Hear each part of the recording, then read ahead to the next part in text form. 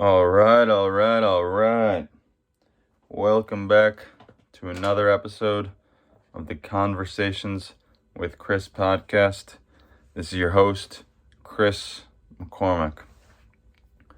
In the past couple weeks, we've been doing some recaps and discussions on endurance training, and I will continue that today because this weekend I went out and ran another marathon, and I am happy to say that we eclipsed the 3-hour mark and we qualified for the Boston Marathon. So what that means is by getting under 3 hours at a 6:46 pace or 6:48 pace or whatever it was, we now enter into a lottery with all the other runners in the age group to enter us into the possibility of being registered for the Boston Marathon. And while there is no guarantee that I make it in, it is an accomplishment that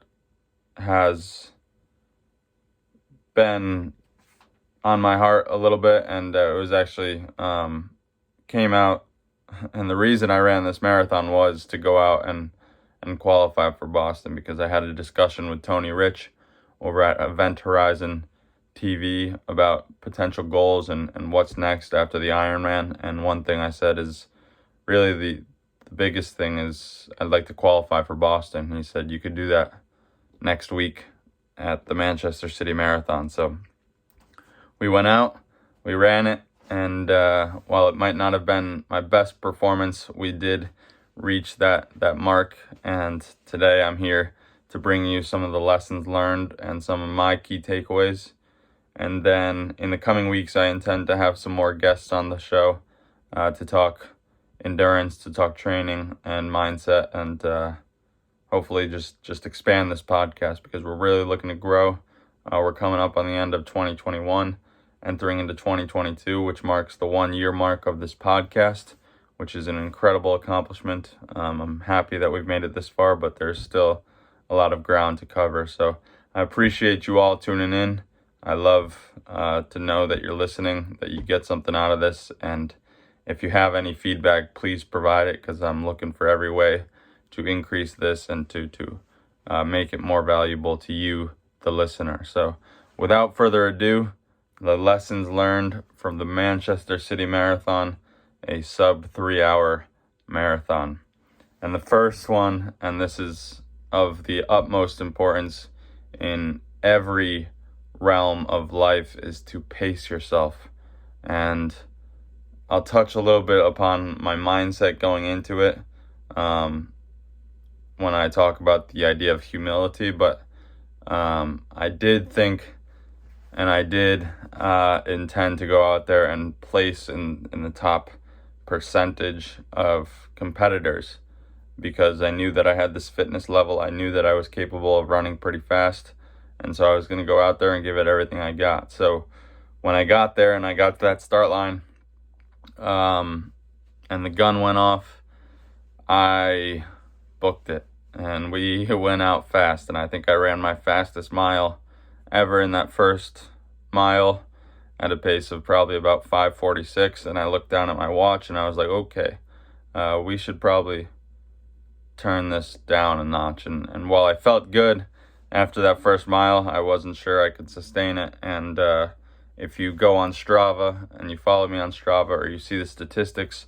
from the race, you will see that towards the end of the race, my paces went down and I was running slower miles by the end of it. And I think if I came into it with a little more humility and understanding, and I paced myself a little bit better off the bat, then it probably would have fared better, and I might have finished a little bit stronger towards the end. So first and foremost, pace yourself, and I think this relates to every aspect of life. I've seen this in the business world recently, is run your race and pace yourself while doing so. So it's good to go in all in, have these big audacious goals, it's important to have the confidence and wherewithal to understand that you have the ability to go out there and achieve these great things, but also understand that it's not going to happen right away. And if you're not careful, you could run into a wall and get discouraged or burnt out. And that's kind of what happened to me at one point in this event. And I think it's not any secret that it happens in the business world and the profession, is that there's a big discussion topic out there of this idea of burnout, and oftentimes I think it can be traced to the fact that we go into these things with every energy and we want to give it everything, but there is something to pacing yourself and running the race that you have set out to run. And I think I quickly learned that. And I mean, I've known this as a runner. You know the importance of pacing yourself, but when you're in there and you have this goal, you want nothing more than to achieve it. And so when the gun finally goes off and you're set to run, you can't help but go out there and try to book it. But it takes a lot of discipline, and it takes a lot of strength and courage to say, no, let's take it pretty slow. We don't need to be at the top of the race line. We can stay here at this pace and get to that finish line with time to spare. And looking back, I did not have the discipline to say that to start. I went into the race thinking I could win. I went into the race thinking I could hit the 240 mark, maybe. So I had an exorbitant amount of confidence, which definitely helps because it's the reason I ran the race in the first place, but it can also be detrimental. And it goes back to this idea of ego, and you want to be sure that you're balancing that ego with humility, that confidence, being confident in your ability to achieve things, but also being humble enough to understand that certain things have to go your way for it to work out as planned. And by the grace of God, I was able to make it to that finish line in just under 3 hours. A lot of things had to go right, given the things that did not go right for me to get to that finish line in time. And so I see it. I mean, that's God working in our favor, but that's also God making sure you understand that you know where your feet are at, that you know where you stand, and you don't have it all figured out. You can't just go out there and run sub 6 minute miles and expect to get to that finish line without, as they call, bonking or burning out or facing some sort of trouble. So first and foremost, in any race, in any endeavor, pace yourself and run your race. Know what the goals are. Set goals, but also make sure that they're goals that can be achieved.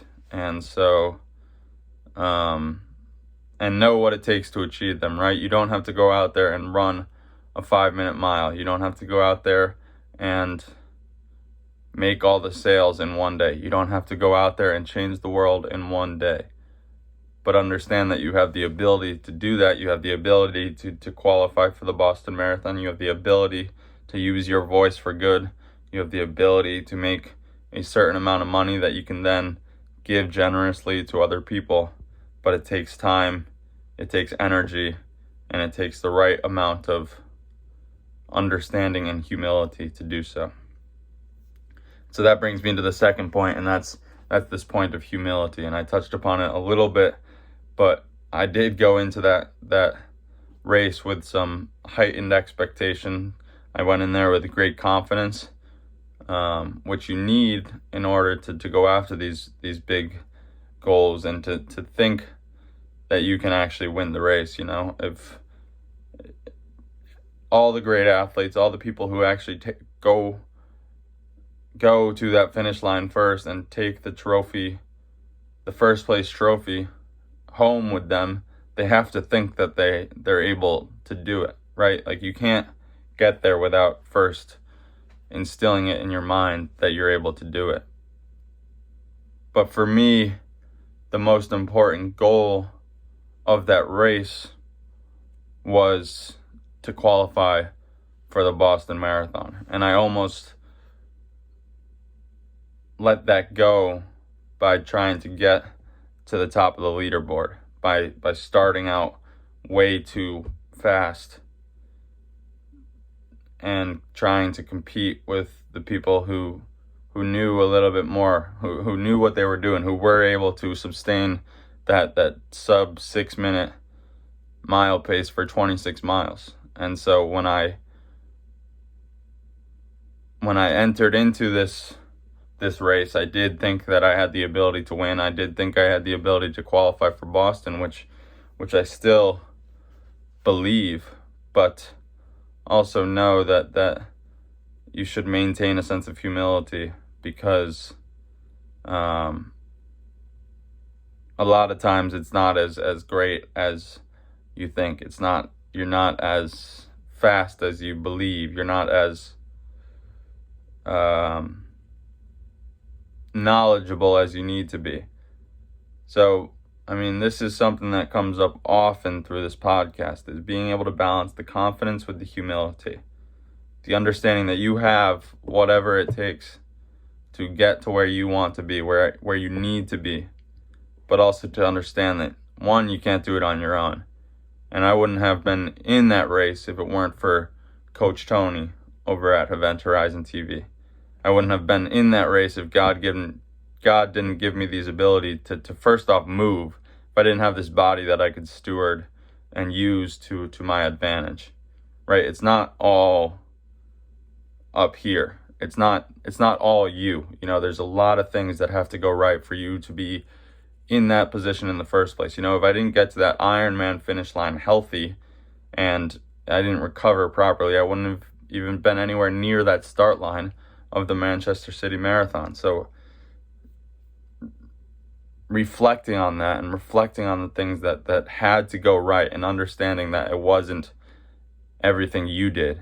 And now it takes a lot from you. You know, you have to commit full on. You have to be able to take that leap when it comes. You know, if Tony said, yeah, you could do that tomorrow, and I didn't do anything about it, I didn't commit to getting to that start line, then this would all be a pipe dream. You know, I wouldn't have qualified for the Boston Marathon. I wouldn't have achieved the dream that I set out to achieve. I would have pushed it off, and the same thing goes for the Ironman. I would have pushed it off, and chances are maybe it would come up again. But as far as the Boston Marathon goes, I knew that I was at the greatest fitness level I had ever been in. And I don't know what happens a year from now, but I do know that right now I'm capable of qualifying. And so I'm going to go out and do it, because that's something that I think would be worthwhile, and something that I have thought of and dreamt of. You know, a few years ago, I thought it'd be cool to run the Boston Marathon. I was watching the 2018 Boston Marathon. It was pouring rain. I saw a lot of people just pushing themselves, going out there regardless of the weather, and doing something they set out to. And being on those sidelines, it stirred something in me. And I was like, okay, that's something that I need to do. That's something that I'm willing to set out for. And that really transpired a lot of this regiment and the discipline and the drive to go out and achieve these athletic accomplishments. And so while I thought it'd be cool to run the Boston Marathon, never once did it cross my mind that I could possibly qualify for the Boston Marathon. And now, having trained for an Ironman, I got myself into the position where I could. And so I was like, there's nothing that's going to stop me. I'm going to go out there and do it. And maybe I could even win this race, the Manchester City Marathon. I could go out there with this Ironman fitness level and possibly win the race. And while, again, you need that confidence to be able to think crazy enough that you can actually go out and win, it also requires a sense of humility. There's people who have run far longer and are far more experienced than I am running. And they've been running these paces for a much greater amount of time. And so they know how to pace themselves. Whereas this was really my first official marathon. I've run virtual marathons. I've just gone out and run marathons on my own. I ran an official half marathon back in 2019, and at that point it was just my goal to finish, and so I was pretty good at pacing myself. Whereas here I went in with the goal of getting across that finish line in under 3 hours and doing whatever it takes to get there. So I thought I could, I don't know, I still knew the importance of pacing yourself, but for some reason when that gun went off I just jolted, because part of me was like, nobody else in here is at the fitness level I'm at, when in reality, yes, they are, and they're probably much better because, you know, they might have more experience than you do. So confidence and humility, pacing yourself and running your race. You know, my goal going into that was qualify for Boston Marathon. I heightened that goal by saying that I could possibly win this thing. But really, by focusing more on trying to compete with everybody else rather than running my race, I almost cost myself the actual goal, which was to qualify, right? So I barely got in under 3 hours. I got in 2:59:24. And whether or not that's enough to actually get me to the start line of the Boston Marathon remains to be seen. You know, there's this lottery system where they pick a certain number of people depending on the number of people who qualified. So I'm in that lottery right now. And whether or not I get chosen for the Boston Marathon is still up in the air. But I qualified. I got under 3 hours, which was my goal. But I could have given myself a better chance by running more of my race. You know, instead of going out and running a sub 6 minute mile to start, running that 6:20 throughout would have put me in perfect position to get me to that start line and better chances to be entered into this lottery. So we'll see what happens, but ultimately my biggest takeaway is the importance of humility and pacing yourself and running the race that you set out. You know, you can have multiple goals that you want to go out and achieve. You can have, and you should have, multiple goals, because, you know, if you only have one goal that you're striving towards, when you get there, you're gonna falter. You know, if you don't have more than one thing you're looking towards for meaning and purpose in your life, there's gonna come a time where it comes crashing down, and you look around and you're like, okay, well, I achieved all this, but I'm still the same person. So, I mean, at some point, maybe I am the first to cross that finish line. Maybe I increase my fitness level enough to regularly qualify for the Boston Marathon. But right now, my goal was to qualify for the Boston Marathon. And I almost cost myself that by not being true to my abilities and not pacing myself and not running the race that I set out for. And now I will say that this is probably a little tougher on myself than I need to be. You know, Tony called me shortly after crossing that finish line. He's like, dude, you just qualified for Kona and Boston within a 2-week time span. He's like, not many people can say that. And I was like, yeah, but Tony, like, wasn't a great race. Like, I don't feel that good. I had some stomach issues and things didn't go the way. He's like, dude, like, come on. And not many people can say that. So that brings me to the third point, which is grace. You know, have grace.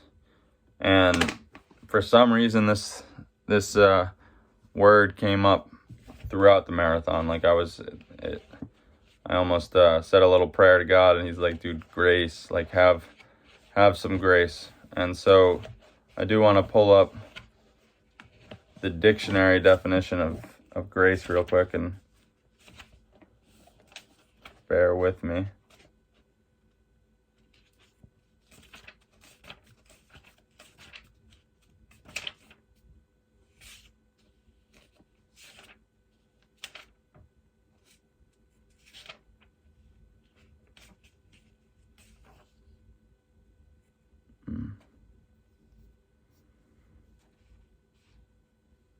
grace is an unmerited help given to people by God.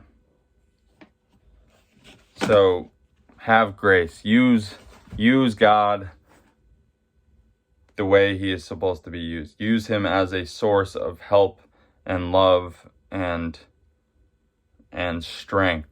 And when it was getting down to the wire of whether or not I was going to get to that finish line in time, the only things that was going through my head is, I can't do this without you, man. Like, I was not getting to that finish line if God didn't lead my steps and he didn't give me the strength to continue to push and run a little bit faster and push my limits a little bit more. And looking back, I mean, I had 36 seconds to lose, right? So if in those last, let's call it 6 miles, if something went wrong, if I had to pull over to do something or something didn't work and it cost me a short time frame, 30 seconds, we'd be talking a different story. And we wouldn't be qualified for Boston. We would have PR'd a marathon. We would have run a sub 7-minute pace marathon, which is a great accomplishment, but it wouldn't have been what we were looking to accomplish. And then we'd be thinking about the next marathon and how we can improve. And while those thoughts are still rampant, I do intend to enjoy this a little bit and soak it in, because it is an accomplishment. And yes, Tony's right. We did just go out and qualify for the Ironman World Championships and the Boston Marathon, one of the world's most premier marathons. And it's no easy feat qualifying in the under 34 age group. You know, you have to run a sub 3-hour marathon. And for me, I wouldn't be able to do that if it weren't for the gifts that God gave us. And when I hear grace, it's also be grateful, right? So have some gratitude. Understand that there's a lot of good that's going on in your life, you know. And running that race, it's like all these things that went wrong in the first 20 miles.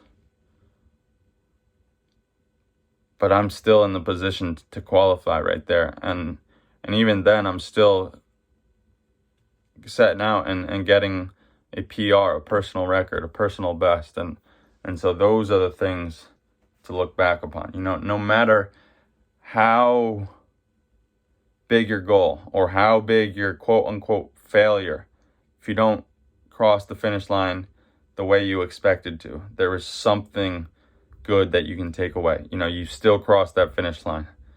Some people never run a marathon. Some people never run a half marathon. Some people never run a 5K, and that's okay. But for somebody who a year ago had run his first marathon, and prior to that was a big endeavor. That was a far-reaching goal. To now come away a year later and qualify for Boston is something to be proud of. And when I hear people say that they're proud or that I should be proud, it's kind of stirs something in me. It's like, I'm not doing this for pride. I'm doing it for joy, and I'm doing it to prove to myself that I'm capable, and to prove to others that you are capable, and to hopefully stir something in you that makes you want to go after everything that you have in mind, all those tremendous goals in the fitness world, in the finance world, in the faith world, in the family world. You know, we should all be looking to pursue excellence, to draw out our God-given abilities. And so when I go out and do these things and people say they're proud of me, it's nice, but it's like, I don't know. I'm going off on a tangent here and I won't go too far, but I do appreciate all the feedback, and I love the support that people give me, and others. You know, I hope in return that, like I said, this stirs something within you, and I can then go out and support you in achieving your goals and pushing your limits. But for now, I will close this by saying that you are loved and you are capable of far greater than what you currently think. And if you're going through something, just keep pushing.